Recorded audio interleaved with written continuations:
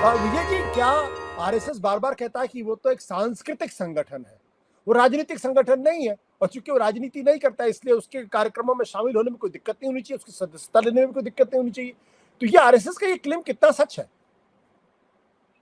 इस क्लेम में दो बातों को ध्यान रखना चाहिए कि जब सरदार पटेल साहब थे और जब पहले बैन लगा हुआ था, उसके बाद ये चर्चा हुई कि सरदार पटेल ने कहा कि आरएसएस का उस समय कोई लिखित संविधान नहीं था।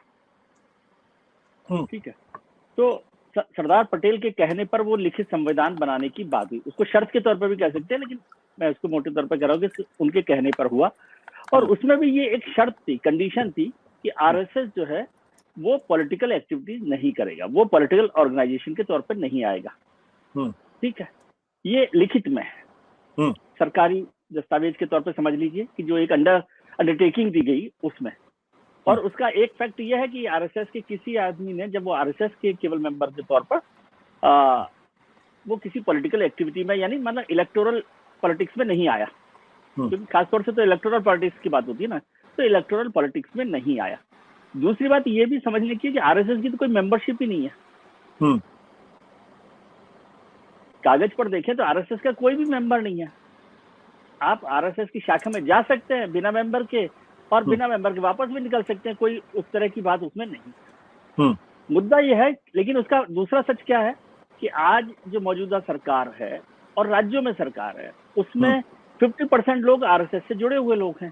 संघ के स्वयंसेवक हैं, प्रचारक हैं, उसमें खुद प्रधानमंत्री जी हैं, अभी हमारे पहले उपराष्ट्रपति रहे हैं वो हैं, रक्षा मंत्री जी हैं, गृह मंत्री जी हैं, तमाम तरीके के लोग, बहुत सारे लोग हैं, हमारे नितिन गडकरी साहब हैं और लोग हैं, और राज्यों के मुख्यमंत्री हैं बहुत सारे। ठीक है, लेकिन आप आरएसएस के मेंबर ही नहीं है ऑफिशियली, तो आरएसएस की मेंबरशिप में जाना नहीं जाने का कोई मतलब नहीं है यदि कागजी तौर पर देखा जाए तो। लेकिन मुद्दा गंभीर है, इसको मैं देखता हूं कि क्या एक तो जरूरत क्या है, क्योंकि इससे पहले 7 साल वाजपेयी जी की सरकार रही है, जो वाजपेयी जी ने कहा था कि एक बार स्वयंसेवक जिंदगी भर स्वयंसेवक, और उसके बाद 10 साल से ये मौजूदा सरकार है।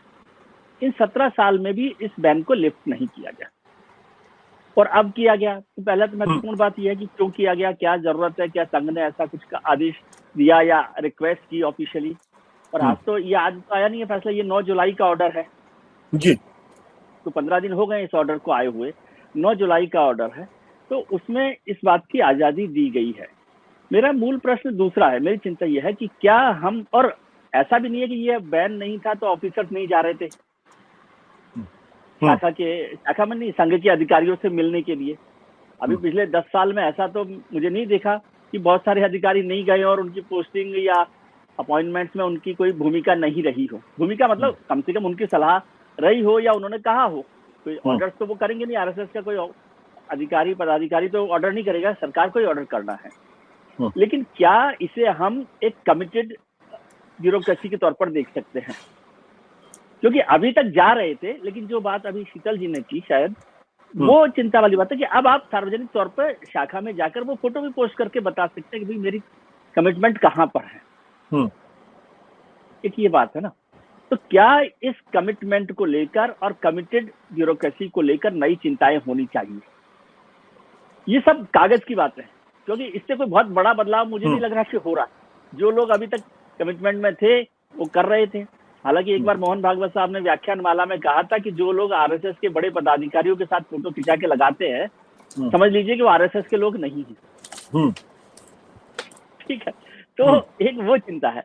अब इसको, और पॉलिटिक्स का जैसे बात हुई, पॉलिटिकल पार्टी जो सहयोगी पार्टीज है जिनको हम बार बार गठबंधन की सरकार, और हमारे बहुत विद्वान मित्र उसको बैसाखी कहते हैं, मैं तो बैसाखी मानता ही नहीं। विजय जी बैसाखी में बात थोड़ी देर बाद चूंकि आपने प्रश्न उठाया, इसका अगर इस सवाल का अगर आप जवाब दें कि अचानक क्या हुआ कि ये फैसला करने की जरूरत पड़ गई सरकार को कि भाई आप आरएसएस के कार्यक्रम में जा सकते हैं, इसके पीछे का क्या कारण है? जी नहीं, मैं भी वही समझना चाहता हूँ, लेकिन मुझे लगता है कि अभी जो पिछले दिनों में आरएसएस और बीजेपी के बीच में एक टेंशन दिखाई दिया है कि नहीं, अभी आरएसएस के लोग कह सकते हैं कि भैया आपको कहाँ से दिख रहा था, लेकिन जो टेंशन दिखाई दिया उसको शायद रिलीज करने के लिए, और एक अपनी तरफ से भी एक मौका होता है कि भाई ठीक है अब ये काम भी हम कर देते हैं, जो बचा हुआ काम है वो कर देते हैं। क्योंकि मुझे नहीं लगता कि आरएसएस को कोई बहुत जरूरत थी इसके बैन लिफ्ट करने की। उनको कोई फर्क ही नहीं पड़ रहा, वो जैसे काम कर रहे हैं वो कर रहे हैं, चाहे वो कल्चरल ऑर्गेनाइजेशन के तौर पे कर रहे हो या पॉलिटिकल पार्टी को एडवाइस करने के तौर पर कर रहे हो, जो भी काम कर रहे हैं वो कर ही रहे हैं। इसमें कोई चोरी छुपे वाली बात नहीं हो रही। तो मुझे नहीं लग रहा लेकिन आरएसएस को खुश करने के लिए या आरएसएस के साथ एक बेटर रिलेशनशिप को करने के लिए या जो टेंशन था उसको रिलीज करने के लिए ऐसा फैसला किया होगा, ऐसा मुझे लगता है।